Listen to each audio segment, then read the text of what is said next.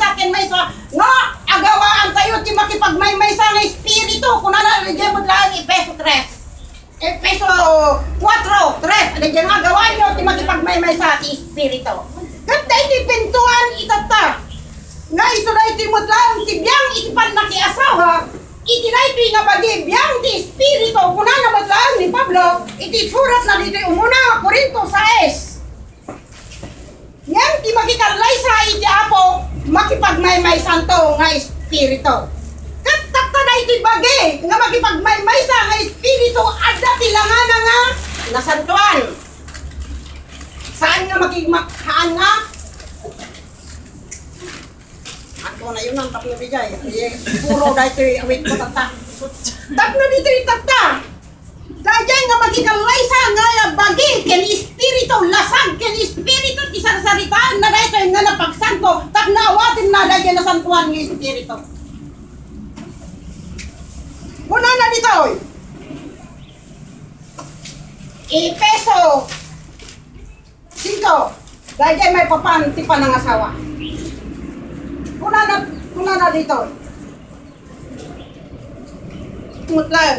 Efeso 5 na dya 24. Kuna na dya 26. Tapno, pagsantayin na, idinto nga inugasan na, iti panagdugo, iti danom, gapo, iti sao. Tapno, pagparamin na, kenwa na metlaing ti iglesia, dahil ti bagi, nga pumarparang iti dayag, dahil glory ti Diyos, nga awan tirugit na, wenno, kariket-ket na, wenno sa bali, apakapilawan, nga umasasting, nudiket kumasanta, ken awan tulaw na. Minsaron, awan ti tulaw na. Takwat, tulaw na. Tapno, dito'y matlang, tinapay ti biyag, nga iso na ito'y matlang ita ti adda nga inted na ti tunggal maysa ken maysa nga panagdaydayaw iti apo nga Dios kuna na matlang dito'y umuna nga Korinto 15 umuna nga Korinto 15 nga kastoy ti kuna na iya 27 28 nga kuna na dito.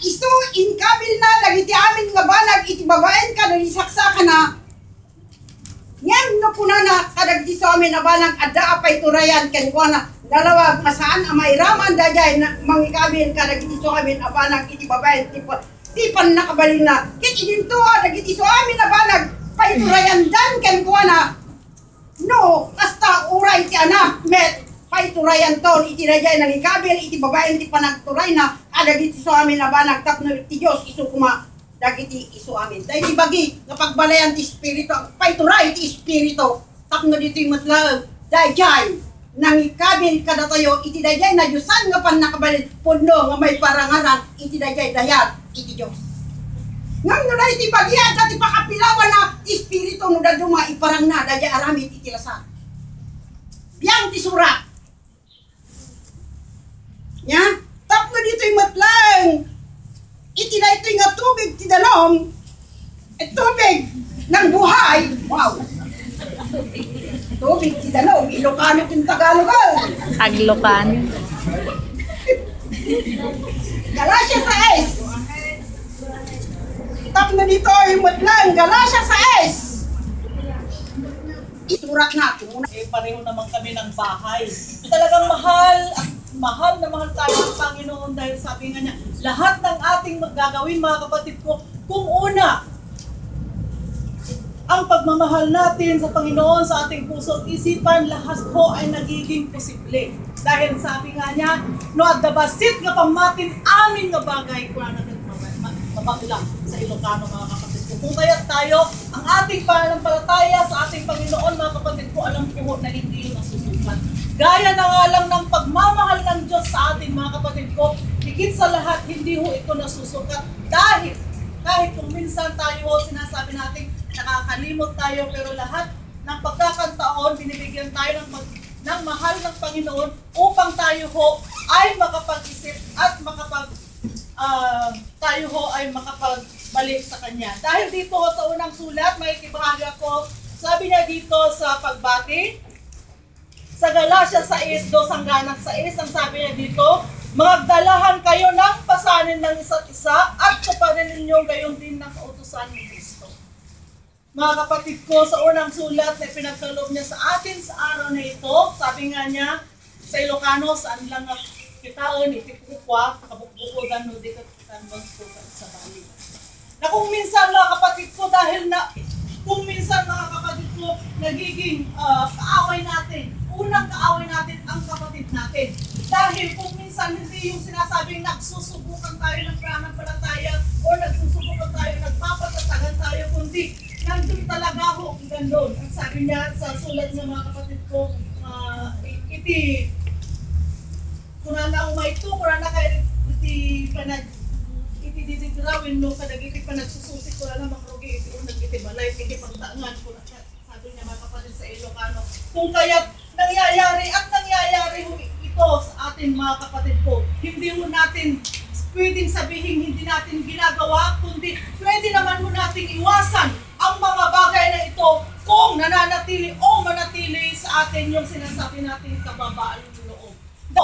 Ano yung naririnig o nakikita natin o gaano man yung pag-ibat nila sa atin ay hindi ho ito magiging mitsa upang tayo ho mga kapatid mo to. Dahil kung nandun ho yung kababaang loob sa atin mga kapatid, magagawan ho natin ito ng mga paraan upang maiwasan natin ang mga bagay na ito. Dahil marami rin hong paraan upang ating iwasan ang mga bagay na hindi ka nais-nais sa ating pananampalataya mga kapatid ko. Kung kaya napakaliwanag ho, ayun ho sa aking pagkakaintindi, ay magkakaroon ho sana yung sinasabi natin kababaang loob upang sa ganon ang mga bagay ay maisasagawa natin mga kapatid at maisasakaparan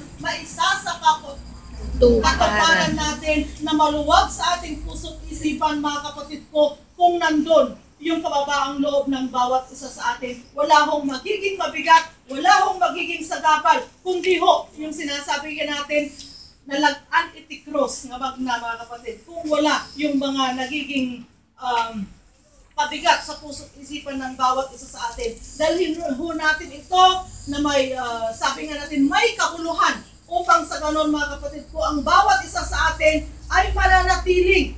Anniversary, Bremer Hill, papuri sa ating... So, kung paano dito sa DOS, yung kalanan, kung paano dinala po ng ating parlante, yung namatay ang si Kristo sa krus, yung po ang pagpatay ng ating mga kasalanan.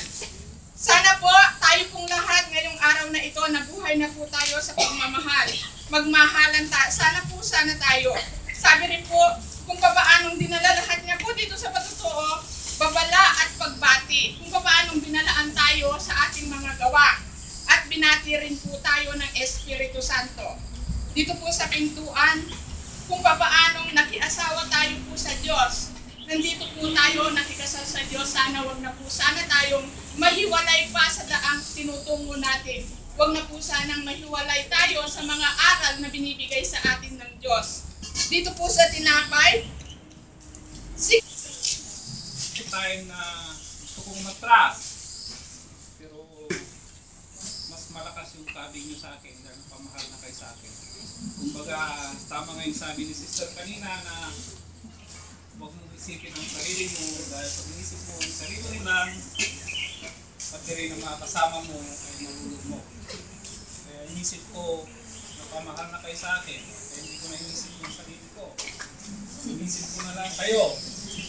Dahil pumasok ako dito sa pananampalataya para sa nag-iisang Ama, para magtugas ako ng what for na pumasok ako dito para lang ba sa sarili kong kapakanan? Hindi. Pumasok ako dito para matuto, para hindi ko makita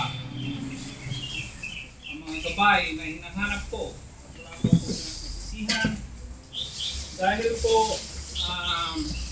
mapipilitan kayo mahalin ako. You have no choice now. Kasi kaya maligitimate sa mga na. Kaya dapat sana po Sa table cloth. Plastic na yun ay may sarili rin malaki pong kwan sa ating pakiramdam yan. Kapawagan sa pakiramdam dahil nakatulong tayo sa ating kanyang gawa. We can criticize people but we cannot judge people. Hindi natin sila pwedeng susahan. wala tayong karapatan.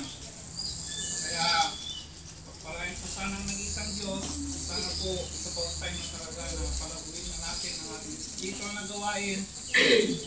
Para sa ganun ay makahikayat pa tayo ng maraming mga kapatid natin na naliligaw ang landas na hindi na nila nakikita sa atin noon. Iwasan na rin na po natin yung magsalita. Ugali mo, wala talagang mababago sa kongregasyon natin. Minsan mainitin talaga ang ulo ko. Kaya ngayon hindi na masyado dahil low blood daw ako. Kaya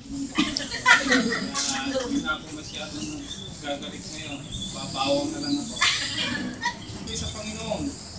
Tandaan nyo.